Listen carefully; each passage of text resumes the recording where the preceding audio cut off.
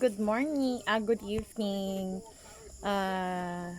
Ngayong gabi is July 8, 2024, 7:08 PM po tayo. So, papakita ko lang po sa inyo kasi ngayon is birthday ng kuya ko. So,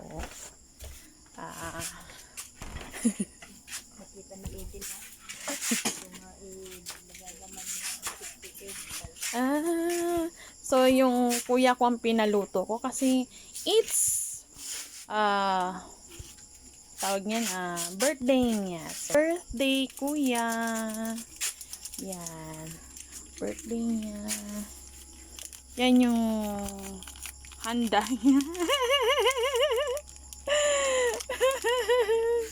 Kuya, happy birthday. Noodles. For long life.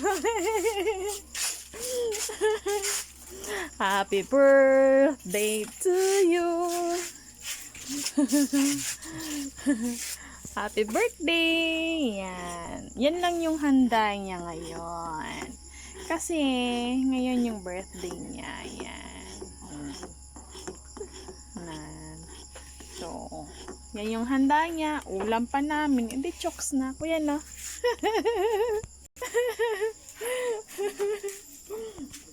Ilan na edad mo, kuya? Yeah. 44? Happy birthday!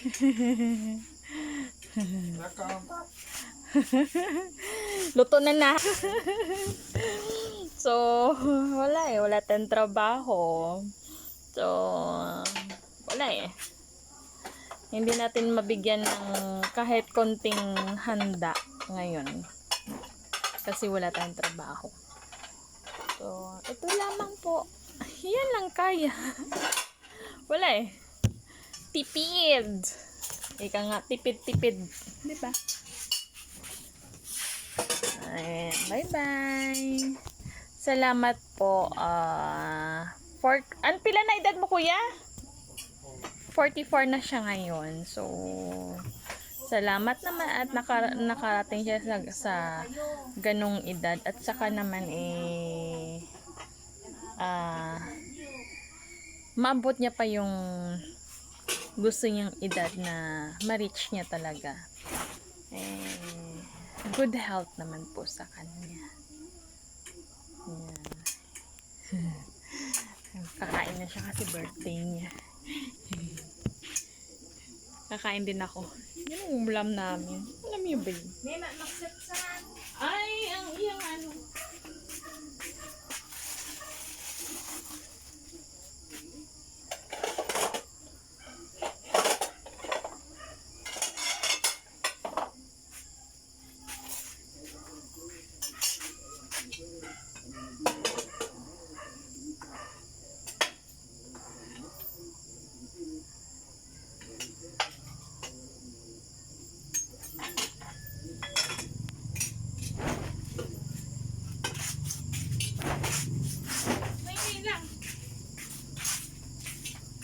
Ito yung ulam namin. Ito ko yung hinahinay lang kami mulog ang ano. Kauma. Hinahinay kuya ang mulog ang cellphone.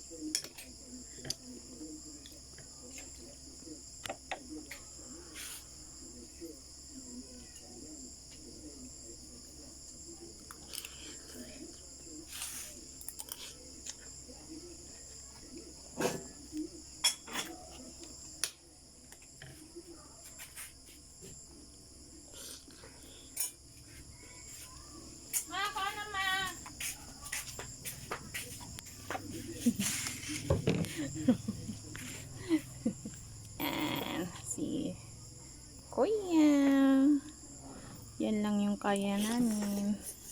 Long life. 'Di ba sabi nila, pag birthday daw, dapat yung handa is dapat, or kahit lang ulam is pansit. Pampahaba ng buhay. Kain po tayo. Sarap. Spicy labuyo po to.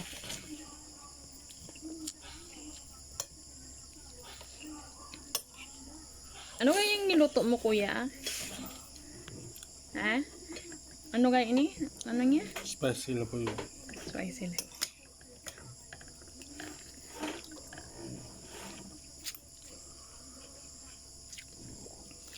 Kamu si ginataang.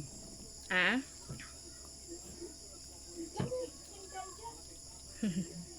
Kasi nagre-request siya ng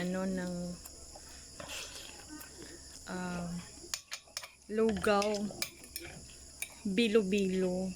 Yun ang request niya.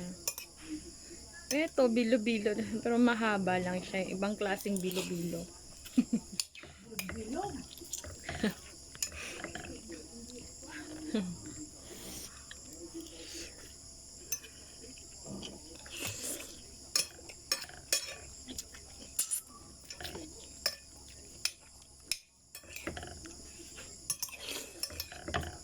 Masarap siya, promise. Masarap yung pakita ko sa inyo.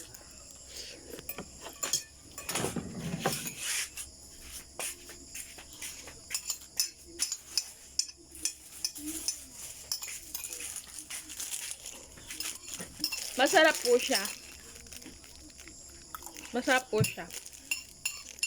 Ngayon ko lang din po natikman to na spicy labuyo beef.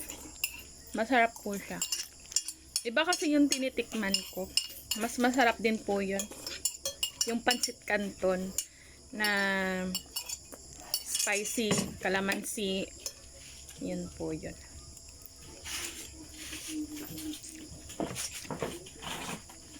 Masarap. Hindi ka na, kuya?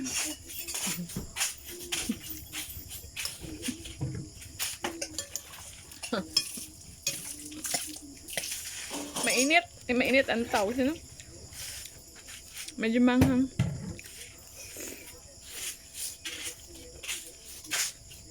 Nung isang kahapon ata yun, pancit canton din naman yung ulam namin. So, purga na lang po tayo ng pancit canton.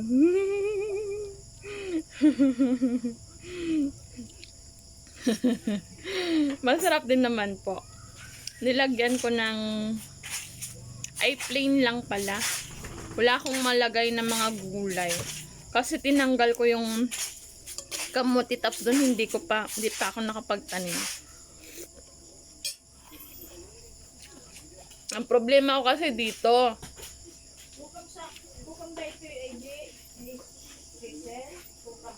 imo na ma. Ang problema ko kasi dito, pag yung na-push, pag nagamit talaga to, kahit konti lang, nagkakaroon talaga siya ng tawag na yun, nararamdaman mo yung sakit dito. At nagko-connect po siya dito, masakit. So, kailangan kong, hindi ko alam bakit. Kasi, sa trabaho sa nursery, talagang gamay yung kamay ko. Gamit yung kamay. Kaya, ganun. One time, sa nursery kasi nanginginig to. Talagang nginig na nginig. Wala lang akong wala lang akong cellphone. Kasi yung cellphone ko, nagkaroon kasi ako ng symptoms that time. Yung cellphone ko at saka yung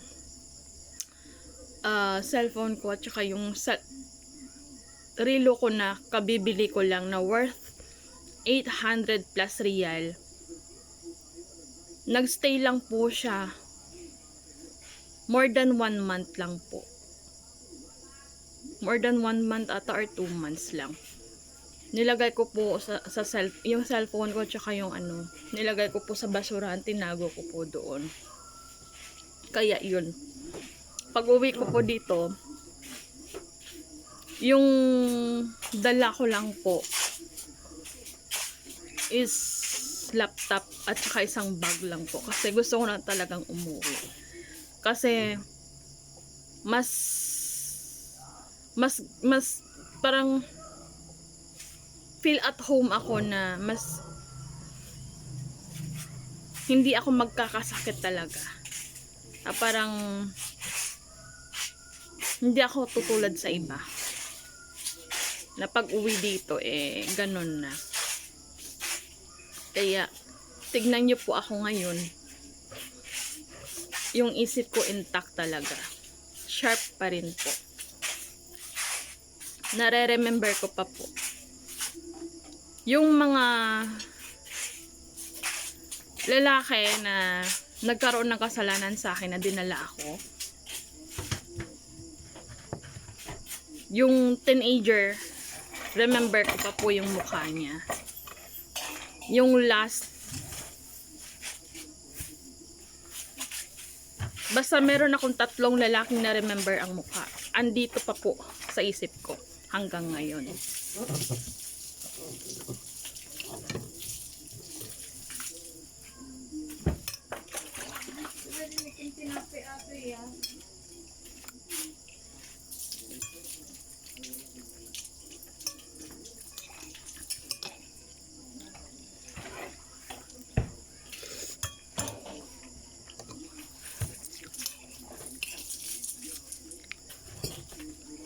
Buti na lang.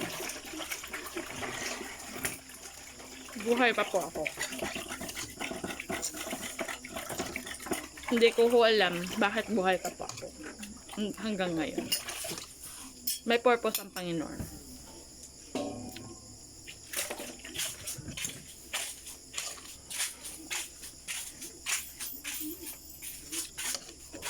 Wala akong kapera-pera pag uwi ko dito. December 2022.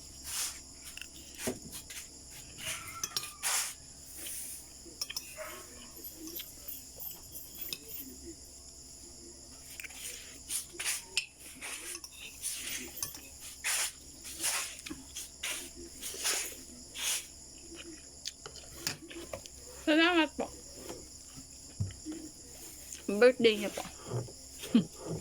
Handa namin para sa kanya. Ulam pala.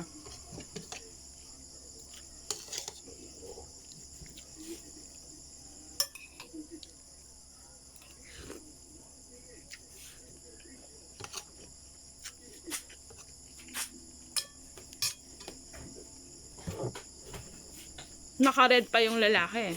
Red shirt siya.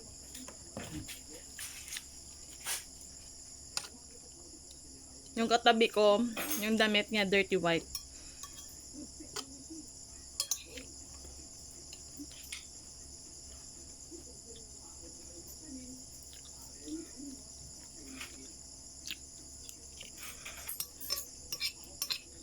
Ang nag-grab sa akin na parang may gagawin talaga. Chubby na medyo maitim.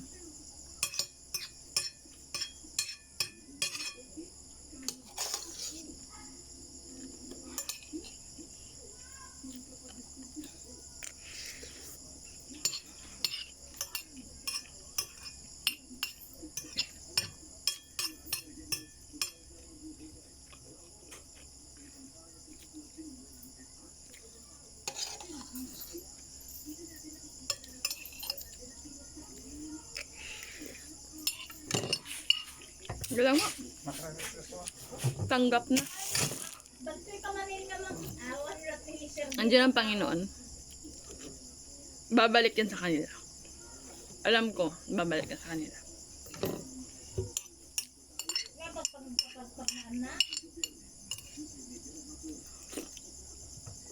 Kung nagdusa man ako,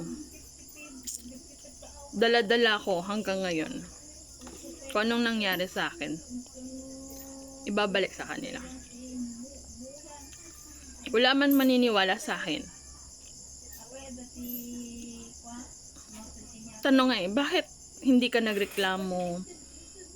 Bakit hindi ka pumunta sa OWA? Bakit hindi ka... Wala na. It's because walang maniniwala sa akin.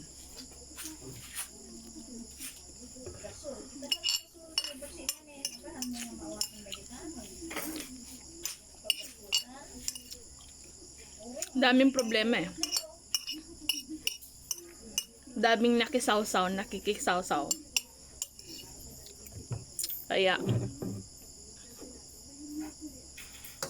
walang maniniwala.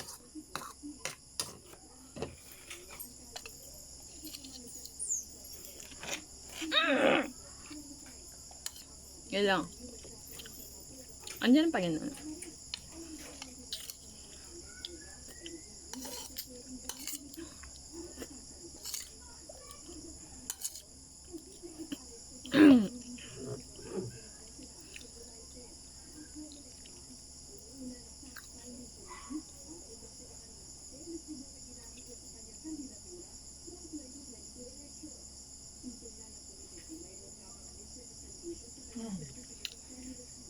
Sanay ng mga lalaki na may gagawin ng hindi ka aya-aya sa akin. Congratulations po. Bakit ho? It's because nabubuhay pa po kayo. Nai-enjoy niyo pa yung buhay niyo.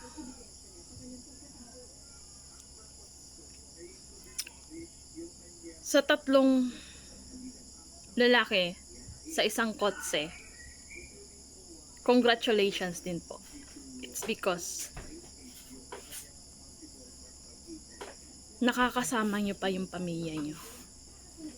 At nakakain nyo ang nakakain nyo. Nai-enjoy nyo ang buhay nyo.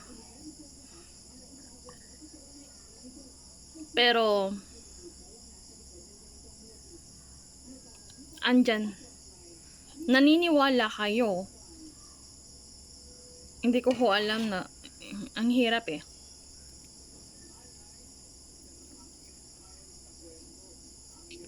Ayaw ko na magsalita. Andyan ang Panginoon. Walang maniliwala sa akin, pero ang Panginoon ang nakakaalam kung ano ang ginawa sa akin at ano ang nangyari sa akin.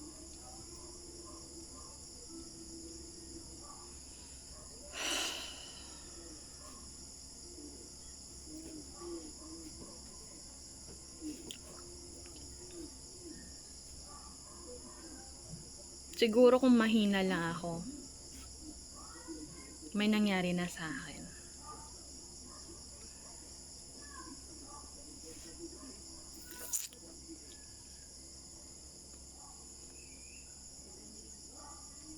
Ngunit lumalaban ako eh. Sige ha, maraming salamat po. Ang pangit ng ano no, yung sinabi ko, birthday ng kuya ko, tapos na ano, ma? Nakita yung mabuting prosita na batik at Oo ma, pamangkot ta kay kuya ma. ginayan na. Ay, pamangkot ta kay kuya eh.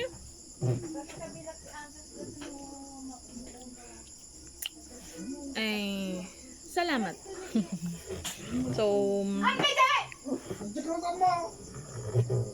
Sikatit, tao tatay ta. Batik nga buti, ijay le. Nadati kapas na.